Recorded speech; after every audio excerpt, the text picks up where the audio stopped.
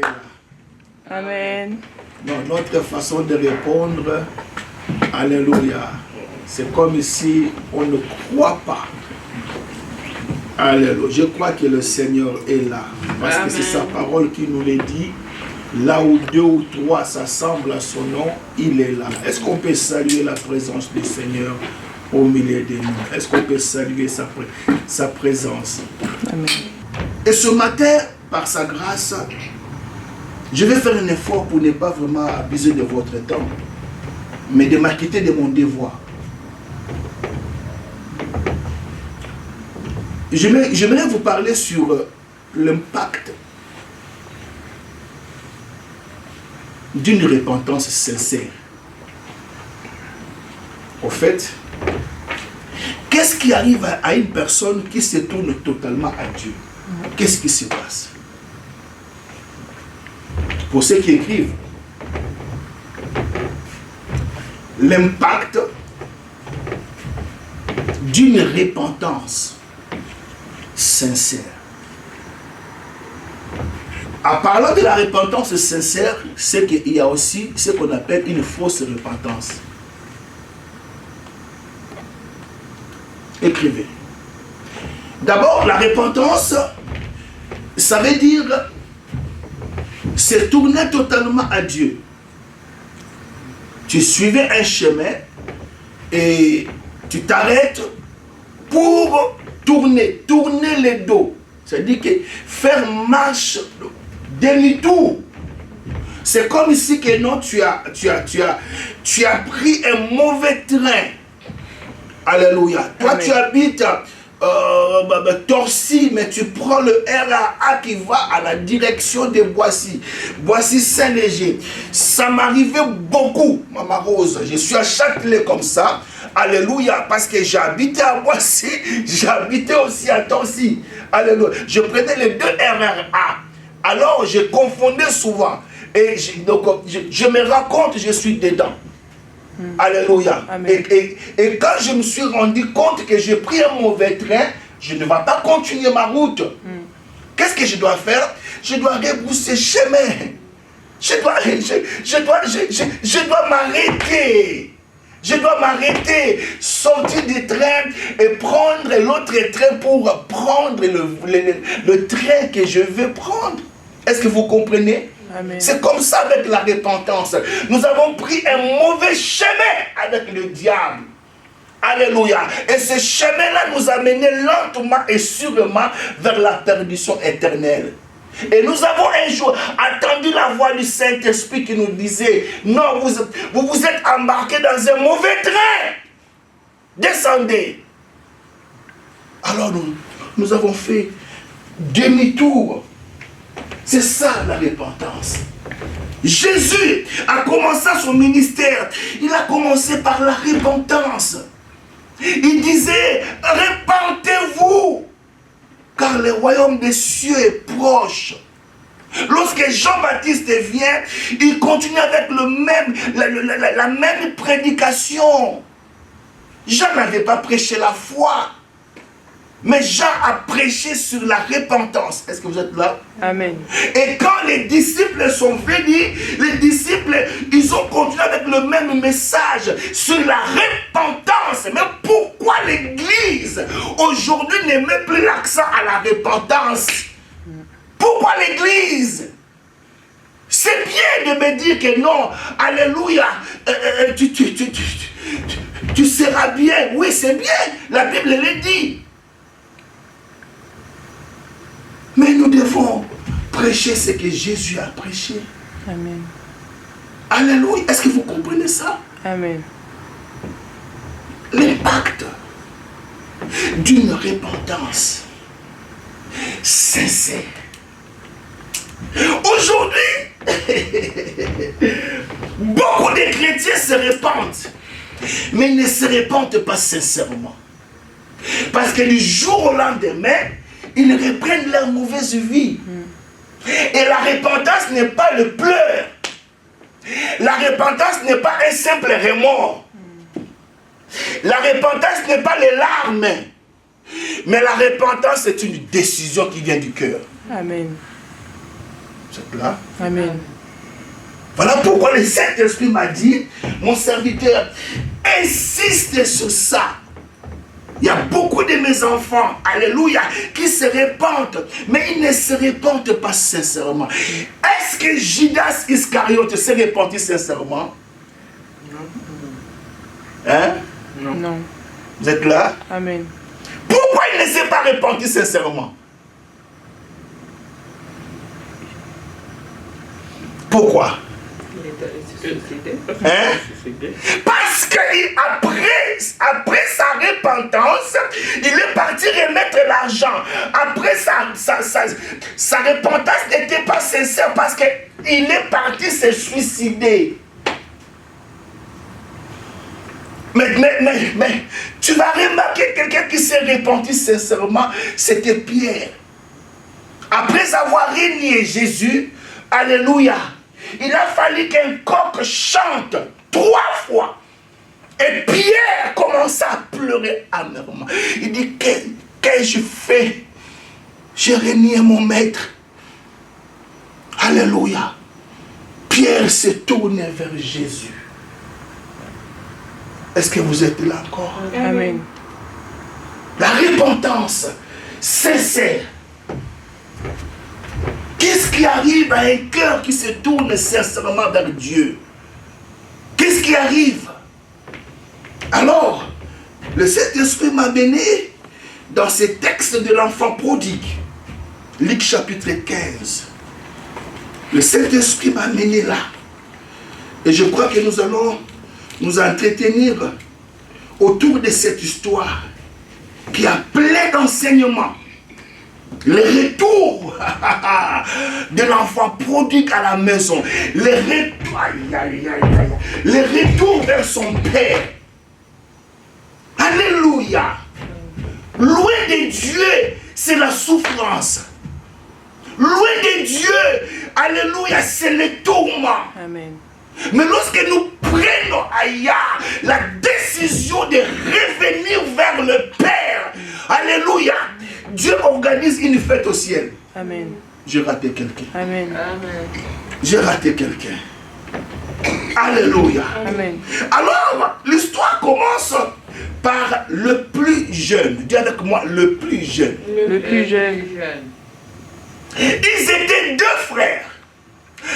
Le papa avait deux fils. Mais la Bible dit que le plus jeune, pas l'aîné, le plus jeune.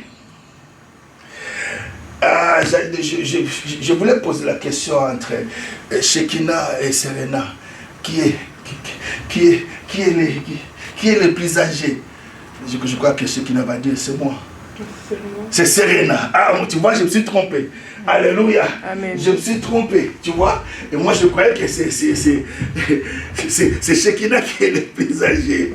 Souvent, nous jugeons selon les apparences. Mais Dieu sonde le cœur et le rein. Amen.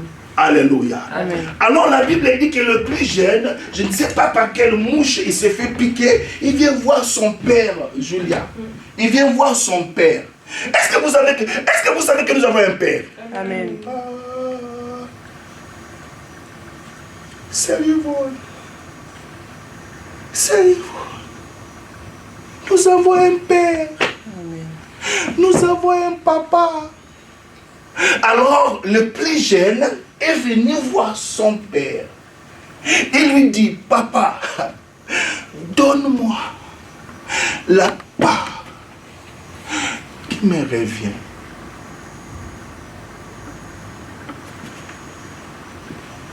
Quelqu'un comprend au moins la nuance? Amen. Pour nous les Africains, tu ne peux jamais réclamer l'héritage pendant que le père est encore vivant. Je ne sais pas si je me suis trompé. Amen. Parce que le père va croire que tu veux le suicider. Hein? Amen. Donc, ce que nous pouvons retenir ici, en tant qu'enfants de Dieu,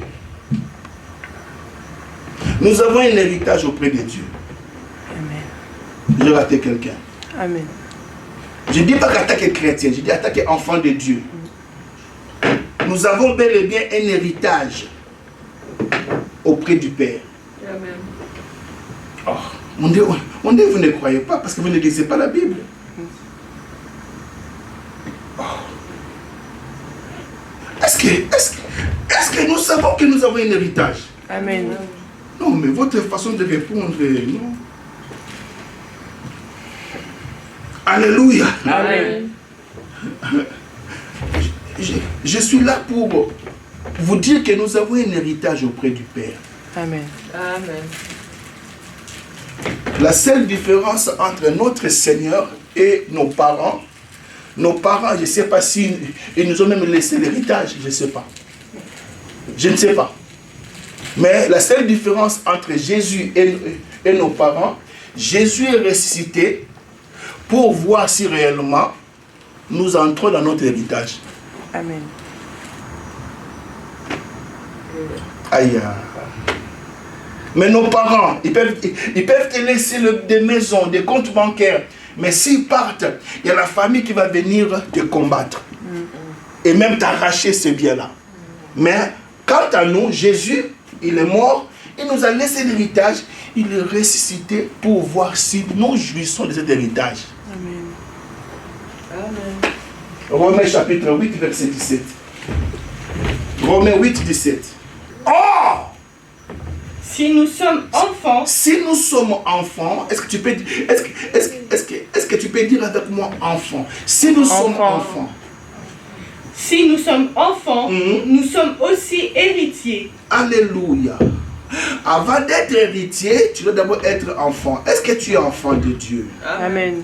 Et si tu es enfant de Dieu, automatiquement tu as un héritage. Amen. Vous avez dit matin. Amen. Allez, il y a des choses que Jésus t'a léguées. Mais regardez ici, on nous dit nous sommes les héritiers de Dieu. Hein? Allah. Nous sommes les héritiers de Dieu. Parfois les Français nous semblent un peu difficiles. Les Français nous compliquent un peu. On nous dit nous sommes les héritiers de Dieu.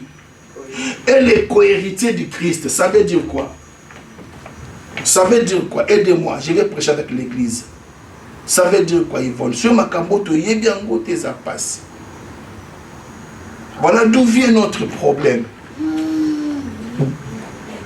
Nous croyons plus au pouvoir des sorciers. Nous croyons plus à ce que le diable peut faire. Mais nous ne croyons pas à la puissance de la croix. Amen. Voilà notre problème. Voilà le problème de l'église. Nous donnons crédit aux forces du mal. Alléluia. Mais nous ignorons ce que la croix nous a donné. Nous sommes les héritiers de Dieu. Nous sommes les héritiers de Dieu. Et nous sommes les co-héritiers du Christ. Cela veut dire que nous partageons le même héritage avec Jésus. Amen. Oh là là. Biloko habité. Quand Dieu dit mon peuple, lis-moi le même passage, mais parole de vie si tu as ça. J'aimerais m'attarder là-dessus. Souvent je parle sur avec maman Yvonne. Je dis maman Yvonne, vous savez, le problème de l'église, ils ne connaissent pas la grâce que le pasteur possède. Oui.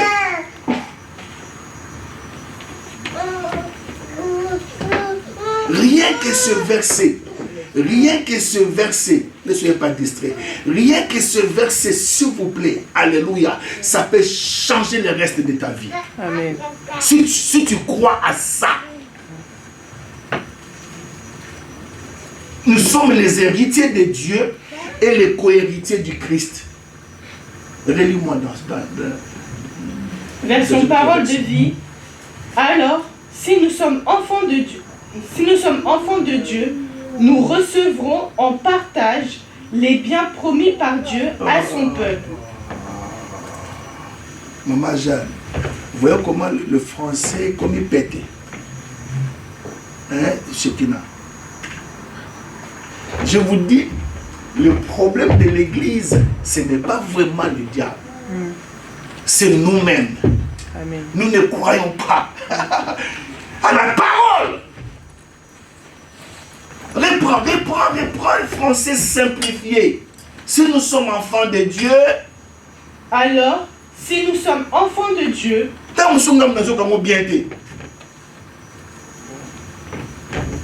nous souffrons pour rien. Amen. Maman, n'invitez ceux qui n'ont pas mis la route. Je ne sais pas. Mais comment est-ce que tu peux encore? Maman Rose, voilà pourquoi le diable ne m'aime pas. Parce qu'il sait très bien ce que Jésus a déposé à moi. C'est comme une bombe à retardement. Mais un jour, ça va éclater. Amen. Amen. Je vous dis la vérité. Relis-moi ce verset, ma soeur.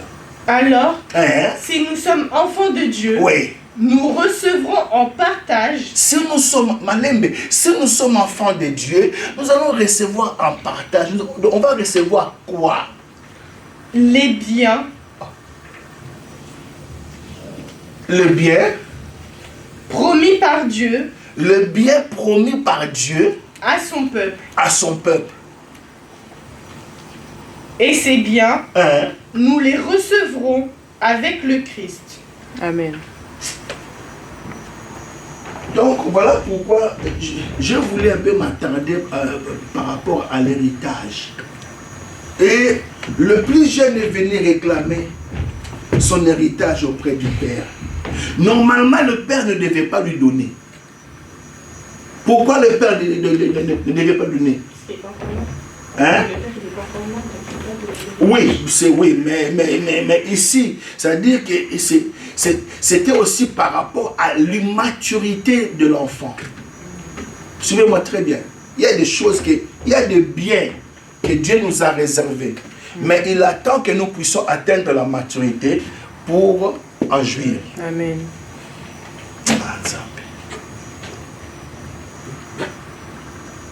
Alléluia. Est-ce que vous êtes là? Amen.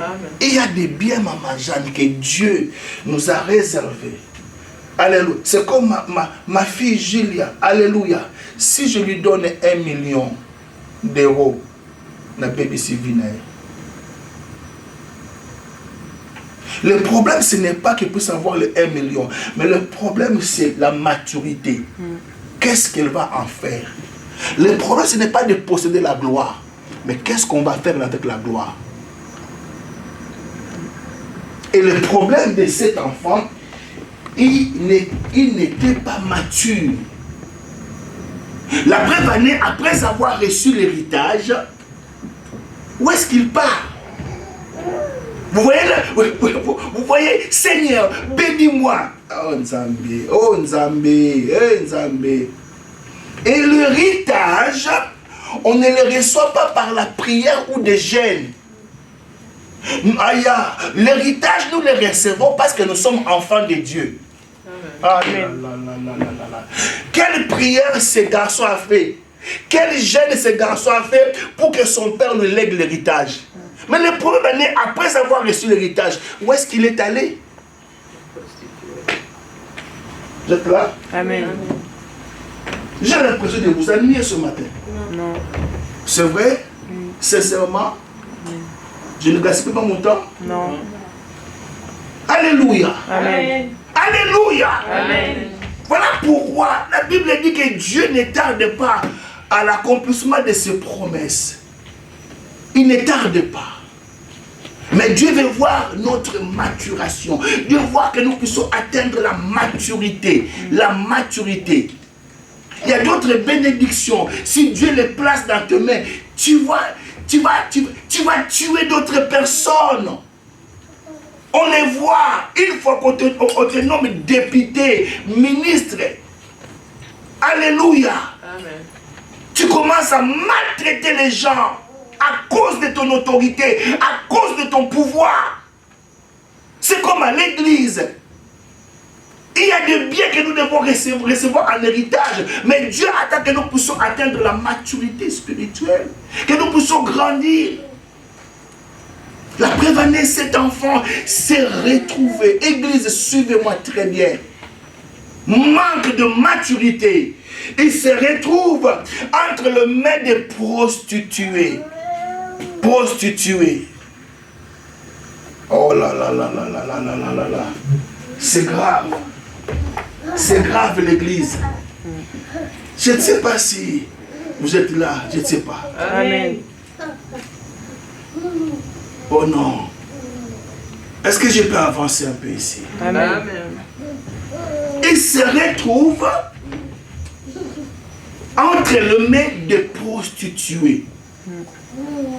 Or la Bible dit, Maman Jeanne, si tu t'attaches avec une prostituée, tu deviens un seul corps. Ah, église, vous t'en rappelez Bible quoi? Et c'est la capacité. Si tu t'attaches avec une prostituée, tu deviens un seul corps avec elle. Mais par contre, si tu t'attaches avec le Seigneur, tu deviens un seul esprit. Amen. Amen. Amen. Alors, l'héritage de ces jeunes garçons a été gaspillé auprès des prostituées.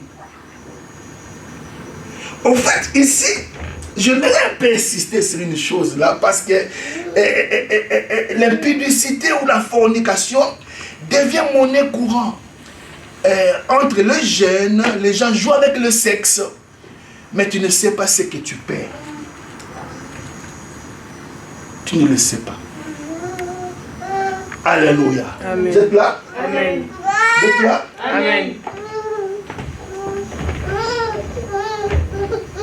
S'il y a des choses que l'école ne vous dit pas, s'il y a des choses que la société ne vous dit pas, mais l'église va vous le dire. Alléluia. Amen. Aujourd'hui, regardez la société. Regardez vous-même. Alors la Bible dit ceci, il a tout perdu. Il a tout perdu son héritage et il commence maintenant à souffrir. Le deuxième point que je vais aborder ici, je parlais du premier point, que nous avons un héritage en tant qu'enfants de Dieu. Et le deuxième point, la vraie repentance vient d'une prise de conscience. Amen. Il n'y a pas une vraie repentance sans la prise de conscience. Amen.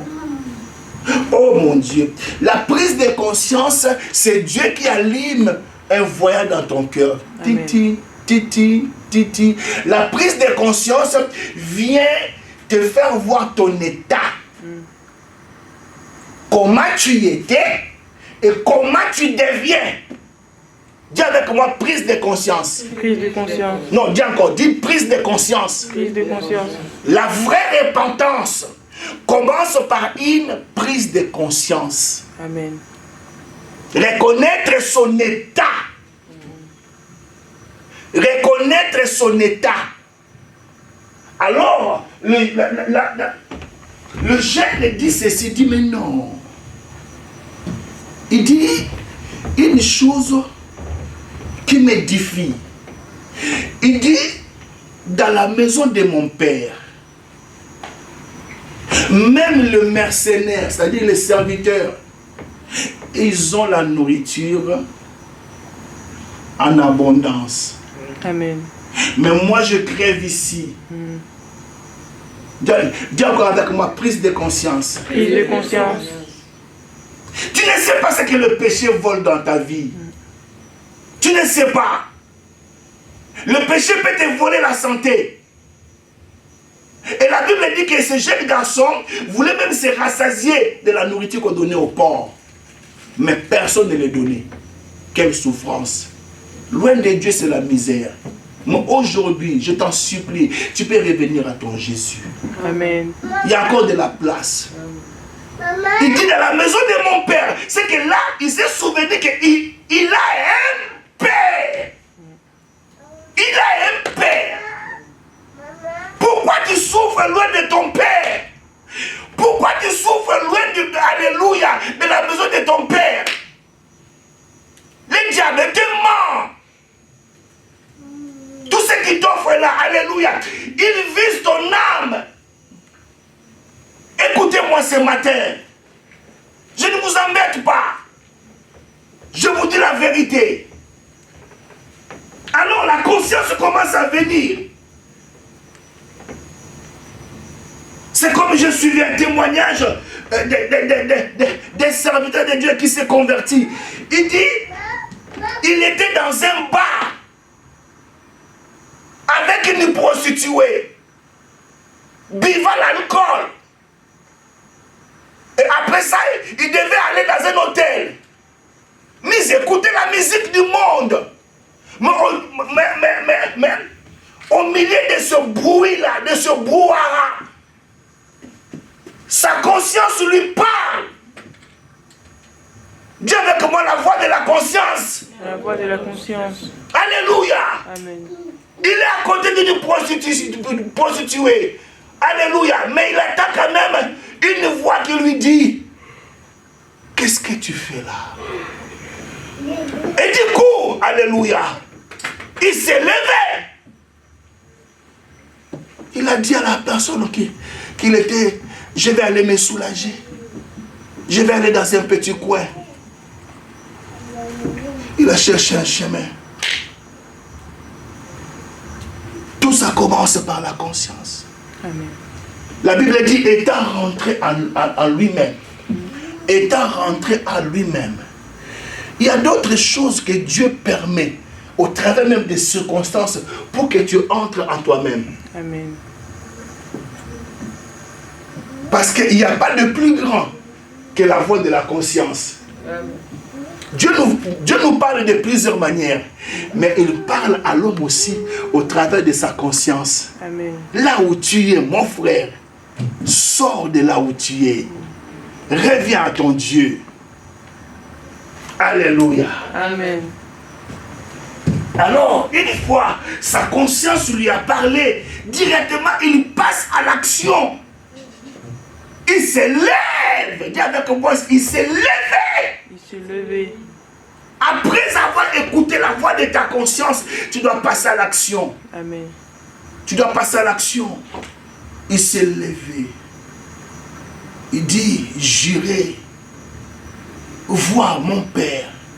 Je lui dirai que je péché contre toi et je péché contre le ciel. Je ne suis pas digne de me traiter comme ton fils. Traite-moi comme l'un de tes mercenaires. Alléluia. Il joint à la voix de sa conscience avec l'action. Il passe à l'action. Quand le Saint-Esprit te parle, lève-toi. Passe à l'action. Amen. Il s'est levé. Mais ce que j'aime dans cette histoire-là, lorsque nous faisons un pas, Dieu a fait 4. Amen. Quand tu prends l'initiative de revenir vers Dieu, alléluia, Dieu t'attend dehors. Amen. Amen. Quand un pécheur prend la décision de retourner au palais, de retourner vers le Père, Dieu suspend l'adoration. Amen. Parce que le Père attendait le Fils pas au palais. Dis avec moi l'amour du Père. L'amour du Père. Dis avec moi l'amour du Père. L'amour du Père. Et la Bible dit que le Père attendait l'enfant dehors. Ça dit que, alléluia, une âme perdue, alléluia, ça dit que même vaut plus que l'adoration. Parce qu'au palais, Dieu attend l'adoration. Mais à l'extérieur, il n'attend pas l'adoration. Il préfère la venue du pécheur que d'écouter l'adoration. Amen. Oh, on a bien entendu. Amen. Le Père attendait l'enfant. Et la Bible dit que lorsqu'il vit l'enfant, ce n'est pas l'enfant qui courit vers le Père. Non, voilà, on a bien entendu. Amen. Maman Chane, on a bien entendu. Ce n'est pas l'enfant qui courit vers le Père. Aïe, Poliboya tata. Poliboya tata. Alléluia. Amen. Oh mon Dieu. Est-ce que vous savez qu'une âme a coûté le sang de Jésus? Amen. Est-ce que vous le savez? Une âme, alléluia, a coûté le sang de Jésus pour être racheté. Et lorsque le Père vit l'enfant, La Bible dit que le père courit. J'aimerais voir là où le père court vers l'enfant. Rien ne peut remplacer l'amour du père. Amen. Rien. Il courait vers l'enfant. Et l'enfant, quand il rentrait, alléluia, vous savez vraiment, si le Seigneur m'a donné ce message pour te faire sortir de la prison, de la culpabilité et de la condamnation. Amen. Je vais vous dire une vérité, s'il vous plaît. Écoutez-moi. Alléluia. Le diable te fait croire que tes péchés passés, alléluia, Dieu ne peut plus te pardonner. Et voilà pourquoi beaucoup de chrétiens sont enfermés dans la culpabilité. Amen. Beaucoup de chrétiens sont enfermés dans la condamnation. Il dit vraiment, ce que j'ai fait à ce Dieu-là, est-ce que si je reviens vers lui, est-ce qu'il va me pardonner? Je dis oui. Alléluia. Amen. Parce que le père courit vers l'enfant et la Bible dit, la première des choses, il le baisa. Mais ici, lorsque Louis II parle du verbe baiser, mais le verbe baiser ici, c'est au présent continuel. C'est-à-dire qu'il ne le baisa pas, mais il continuait à le baiser. Vous l'avez bien fait? Amen. Mais la personne, viens, la personne que le Père embrasse ici, viens. Oh là là. La personne que le Père donne de baiser ici, il revient de la porcherie. Amen. Il le sent mauvais.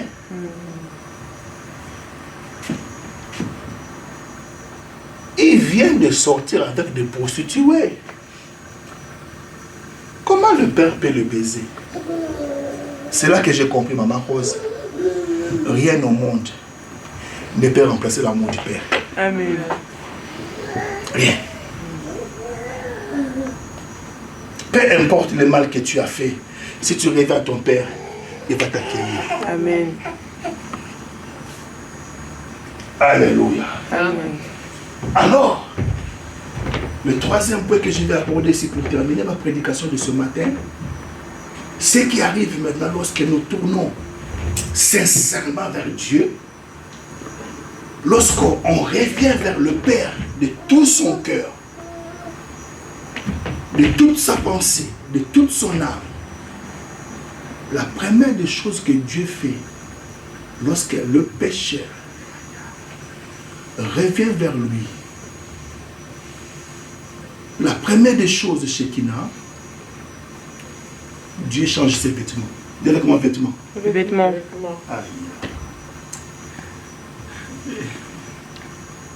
En français, vêtements, bilamba. La première des choses que Dieu change. Or, on ne peut pas changer les vêtements de quelqu'un sans d'abord les laver. Amen. Je vous parle de l'impact d'une repentance sincère. C'est fort, Maman Jean. Vous savez, lors du réveil des groupes de prière, on nous a enseigné, oui, mais on ne nous a pas bien enseigné.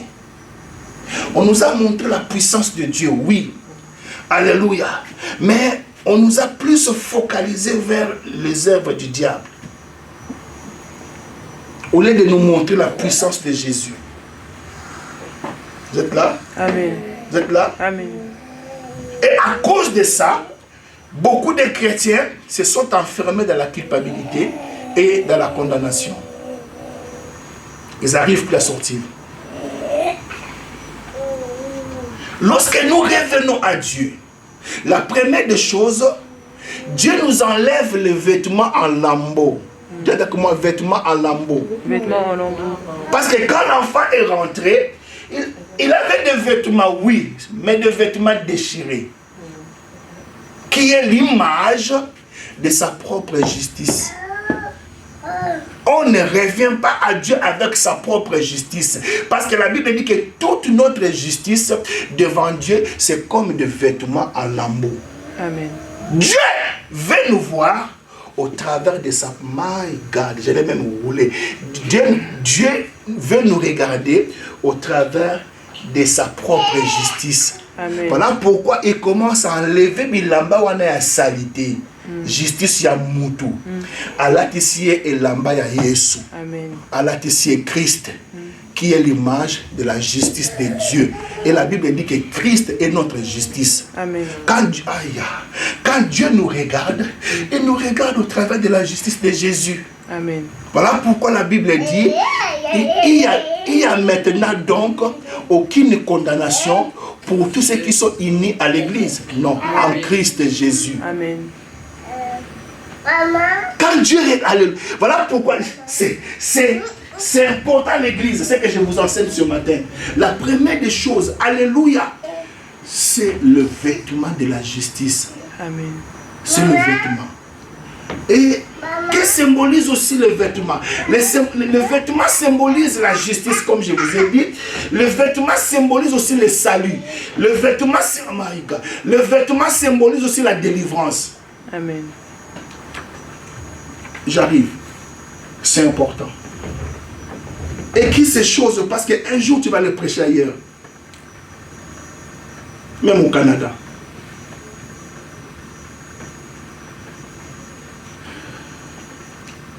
Ésaïe 61, verset 10. J'ai dit que le vêtement représente, alléluia, la justice de Dieu. Mais le vêtement auquel le Père a donné à l'enfant, ça représente aussi le salut, l'obiko. Le même vêtement aussi, alléluia, représente la délivrance. Dis avec moi, délivrance. Délivrance. Pourquoi j'insiste sur ces choses? Parce que la religion nous a déformés. Souvent, suivez-moi très bien l'église. Lis d'abord Ésaïe 61, verset 10. Ésaïe chapitre 61, verset 10. Je me réjouirai en l'Éternel. Oui. Mon âme sera ravie d'allégresse en mon Dieu. Car il m'a revêtu. Il m'a revêtu de quoi? Des vêtements du salut. Pourquoi je me réjouis à l'Éternel? Pourquoi? Parce que l'Éternel m'a revêtu des vêtements du salut. Oh. Il m'a couvert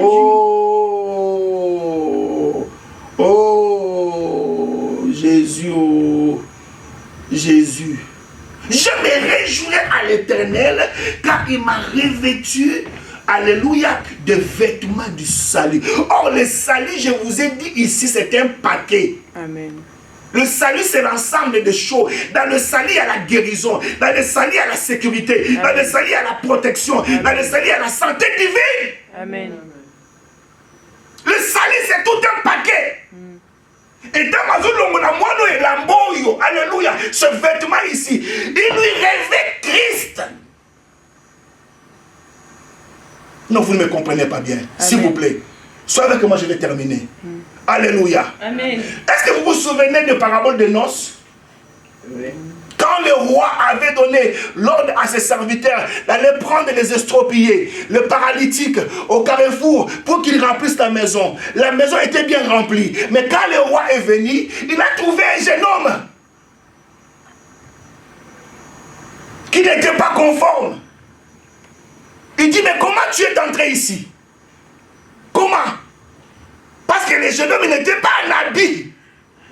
Le jeune homme était vêtu de sa propre justice. Mais quand le roi est entré, il dit non. Ici, je voudrais vous voir au travers des vêtements du Christ. Prenez-les, jetez-les dehors, où il y aura des pleurs et des graissements dedans. Alléluia. Amen. Non seulement il dit, je me réjouirai, alléluia, du salut de l'Éternel. Mais il continue en disant, il m'a couvert du manteau de la délivrance. dis avec moi, manteau de la délivrance. Manteau de la délivrance.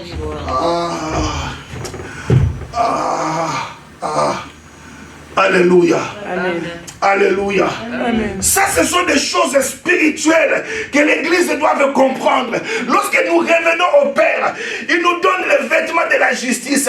Alléluia, qui est l'image de son salut. Et nous revêt de manteau de délivrance. Alléluia. Pourquoi parles-tu du manteau de délivrance? Parce que la religion nous a déformés. Une fois que tu pêches, alléluia. Mais cet enfant couche avec des prostituées. Mais pourquoi les prostituées ne lui ont pas volé son étoile? Oui, toi, tu as un tikala et pas moi, ça dans Ndumba. Vous l'avez bien dit. Amen. Vous ne me suivez pas bien. Amen. Est-ce que j'encourage le mal? Non. Est-ce que j'encourage l'impudicité? Non. Une fois nous revenons au Père, le Père nous prend en charge. Il nous revêt du manteau de délivrance. Azongisi biloko nyonso to etikalaki kuna.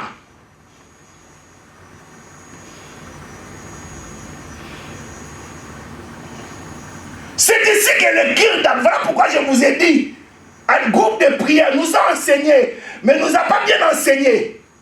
Mais est-ce que tant ou moi nous avons dit pas tata parce que Kirdam? Non.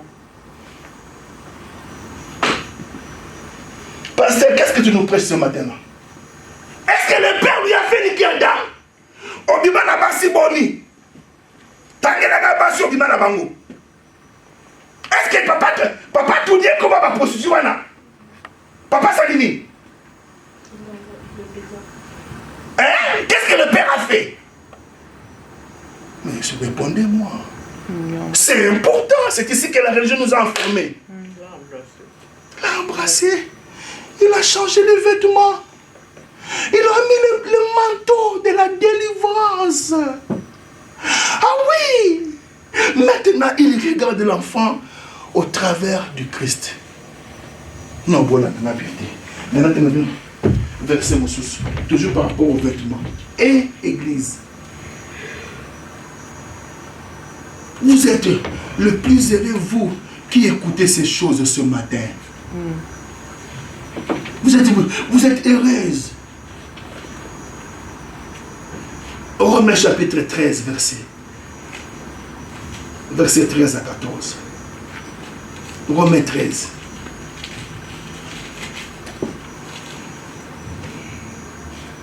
J'ai dit et je le redirai.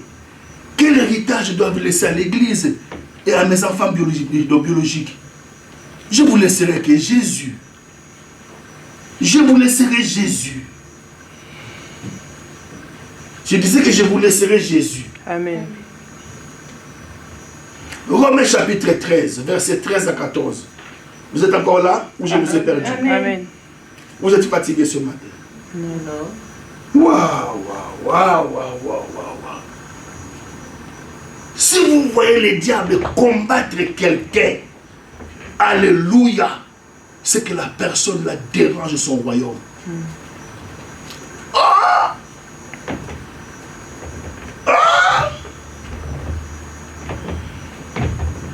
Oui, Romains chapitre.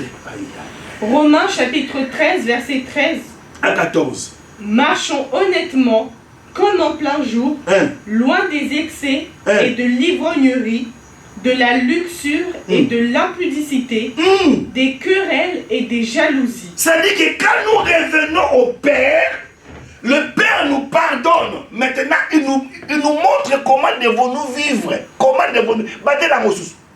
Marchons honnêtement. Marchons honnêtement, Lembe. Marchons honnêtement. Comme en plein jour. Comme en plein jour. Loin des excès. Loin des excès. Et de l'ivrognerie. Et de l'ivrognerie. De la luxure. De la luxure.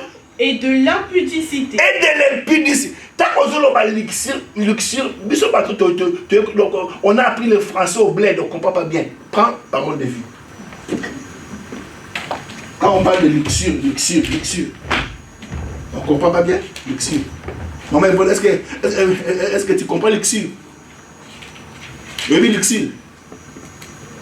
Mon nom français, luxure. Il y a récemment parole de vie. Il y a parole de vie. Réponds ma soeur. Version parole de vie. Menons une vie honnête. Menons une vie honnête, Sonia. Il y a des choses que tu n'attendras pas ça à l'école, ni au travail, qu'à l'église. Voilà pourquoi ne négligez jamais l'église. C'est l'Esprit de Dieu qui parle.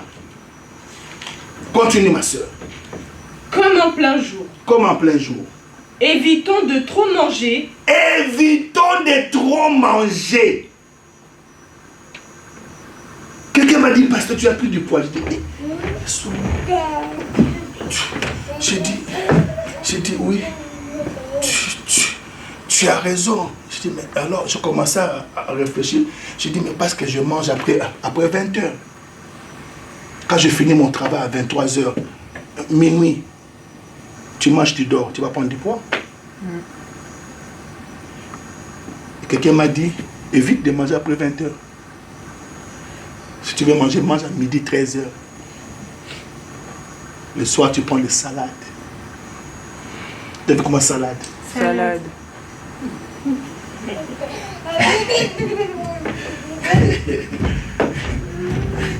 C'est comme j'ai rencontré une Congolaise. Il m'a dit, le matin, je prends mon déjeuner, des œufs.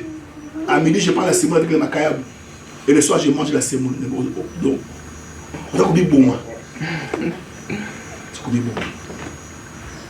Ce n'est pas quelque chose de démon. Amen. Amen. Continue. Évitons de trop manger ou de trop boire. Évitons de trop manger ou de trop boire. N'ayons pas une vie immorale. N'ayons pas une vie immorale. Ne nous conduisons pas n'importe comment. Ne nous conduisons pas n'importe comment. Évitons les disputes et les jalousies. Évitons les disputes et les jalousies. Soyez semblables au Seigneur Jésus-Christ. Ne vous laissez pas entraîner vers le mal. Non, jusque-là. Or, maintenant, lui, c'est bon, il ne dit pas soyez semblables à Christ. Il dit revêtez-vous le Seigneur. Vous êtes encore là? Amen.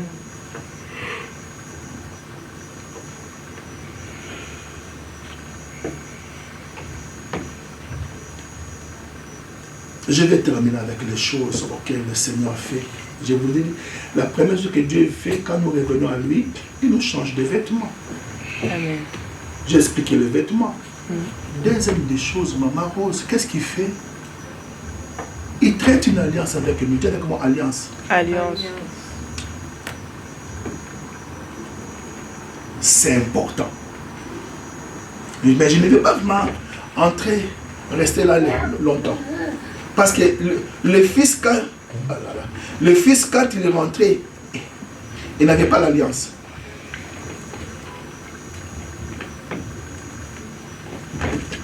Vous savez, je vais vous dire une chose. Dieu traite avec nous sur la base de l'alliance. Amen.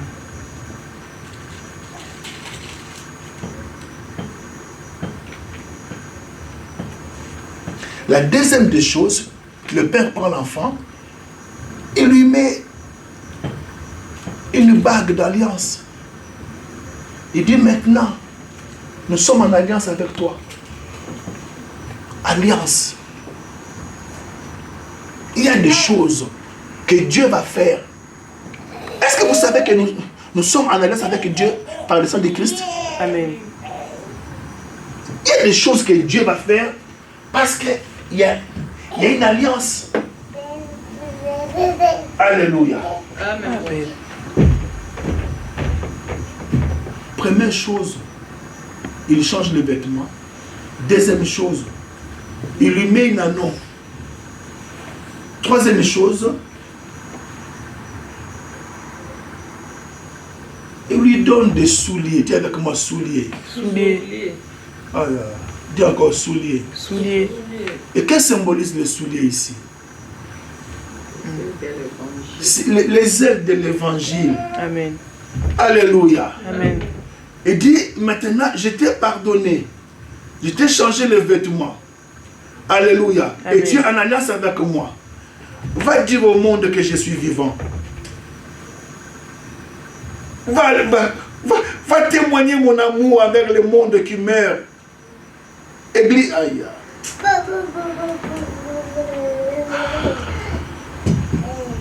Alors je suis presque à la fin de ma prédication de ce matin, mais je ne pourrais pas terminer cet enseignement sans pour autant parler de l'attitude du grand frère. Dis avec moi grand frère. Grand frère. Dis encore grand frère. Grand frère. L'attitude du grand frère me déplaît. Première chose, le grand frère n'est pas content du retour de son frère.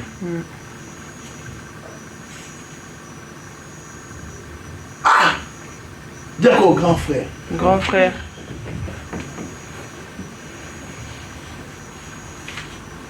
Vous savez pourquoi Dieu ne veut pas faire ramener le pécheur à l'église? Parce que l'église n'est pas prête à les accueillir. L'église reste avec le jugement. Et le grand frère dit au Père, alléluia, il dit, oui, et quand ton fils est arrivé, c'est lui qui a mangé avec ton bien avec des prostituées. Dis avec moi jugement. Jugement. C'est ici que Maman Rose, Jésus a dit, le premier seront les derniers. Amen. Les derniers seront les premiers. Amen. Et Jésus il dit, les prostituées vous dévasseront dans le royaume. Vous savez, à l'église, on est habitué avec Dieu. Mais une personne auquel il a bénéficié du pardon de Dieu, il va aimer le Seigneur. L'attitude du grand frère, il dit ton fils là, qui est parti, qui a gaspillé ton héritage, et il revient, tu tues un animal.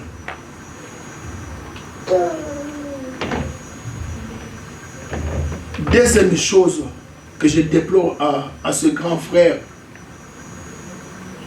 le grand frère, au lieu de se considérer comme fils héritier, il se considère comme serviteur. C'est l'erreur que beaucoup de chrétiens font. Ils croient qu'avant de recevoir auprès de son père, il faut aller là. Non, vous ne me suivez pas. Amen. Le fils, il dit, moi je suis avec toi. Je te sers tous les jours. Tu vois, serviteur? Oh, la relation qu'il y a avec le Père, ce n'est pas la relation du service. Il y a beaucoup de chrétiens qui croient que non, pour obtenir de la part de Dieu, il doit pleurer, il doit souffrir. Non. Non. Il y a des choses, en tant que fils, en tant qu'héritier, tu viens réclamer. Voilà pourquoi l'histoire commence par les jeunes venir réclamer sa part. Demande. Jésus a dit, donne-nous aujourd'hui notre pain quotidien. Il ne l'a pas dit? Amen. Il dit, il dit, donne-nous aujourd'hui notre pain quotidien.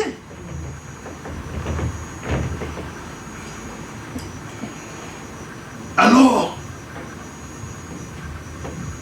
le Père supplie le grand frère d'entrer. Le Père dit au grand frère, aïe, aïe, aïe, ton frère que voici était perdu. Il s'est retrouvé. Il est retrouvé. Il était mort. Il est revenu à la vie. De quel mort le Père parle ici? Spirituel. La mort, hein? La mort physique. Spirituel. De quel mort il parle ici? Le péché. Hein? Spirituel. Mort spirituelle.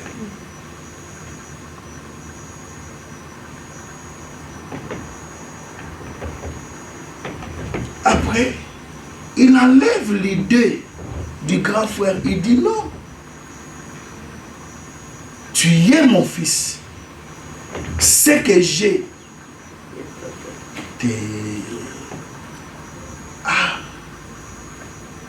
Maman Jeanne. Tu as surpris dans l'eau là, dans ma camébélé. Le père dit à l'enfant, au Fils, ce que j'ai est à toi. C'est-à-dire que ce n'est pas à moi de tuer un animal pour toi. Toi, tu crois que si tu reçois tes amis et que tu prends un chevron pour les tuer, je vais te recommander. Non, ce que j'ai. Dis avec moi, ce que j'ai. Donc, Ce que j'ai. j'aimerais terminer ici, s'il vous plaît. La c'est la maille. Ce que j'ai est à toi. Amen. C'est-à-dire que nous sommes les héritiers de Dieu et les co-héritiers du Christ. Amen. Et le retour de ces garçons, je n'ai pas vu ces garçons faire 40 jours de jeûne. Non. Mais ils se repentirent. Ils se repentirent sincèrement. Nous allons incliner nos têtes. Seigneur, nous te rendons grâce. Tu as voulu que l'Église écoute ce message. Parce qu'aujourd'hui, il n'y a pas vraiment une vraie repentance. Aujourd'hui, nous ne tournons pas vraiment à toi, Seigneur. Mais un cœur qui se tourne totalement au Seigneur. La première des choses, tu changes ses vêtements. La deuxième des choses, il entre en alliance avec toi. La troisième des choses, tu donnes le soulier qui est le zèle de l'évangile. Et Seigneur, il peut jouir de ton héritage. Nous te rendons grâce, Père. Merci parce que tout ce que tu as est à nous. Tu y es la guérison, Seigneur. La guérison nous appartient. La richesse m'appartient. Tu dois déclarer ces choses. Auprès de Dieu, tu ne commandes pas. Tu réclames tes droits. Et tu malade ce matin, réclame la guérison. Il dit, ce que j'ai est à toi. Tout ce que Dieu possède, c'est à nous. Nous pouvons jouir de cet héritage ce matin. Parce que Jésus est déjà mort et il est ressuscité. Qu'est-ce qui te tourmente ce matin? Qu'est-ce que Dieu ne peut pas faire ce matin? Que votre cœur ne se trouble point. Croyez en Dieu, croyez en moi. Prions l'Église. Est-ce que tu étais devenu loin de Dieu? Tu peux te rapprocher du Seigneur.